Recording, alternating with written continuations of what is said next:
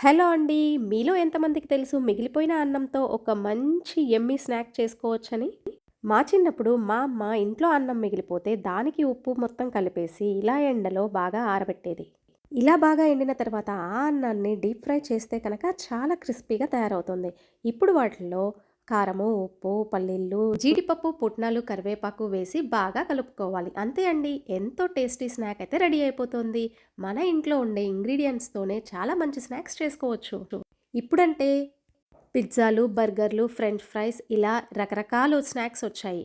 మా చిన్నప్పుడు బయటికి వెళ్ళామంటే only Dil Pasand, curry puff, egg puff ఇవి తప్ప ఇంకేమీ ఉండేవి కావు. ఇప్పుడైతే ఇంట్లో కూర్చొని ఫోన్‌లో ఒక బటన్ నొక్కితే చాలు అన్నీ మన ముందుకే వచ్చేస్తున్నాయి.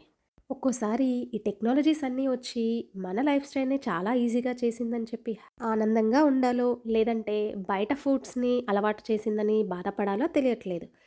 ఏదైతే ఏమో కానండి, నేనైతే మొత్తానికి ఈరోజు ఈ స్నాక్ చేసి, నా చిన్నప్పటి మా అమ్మ చేసే జ్ఞాపకాలన్నిటిని గుర్తు చేసుకున్నాను.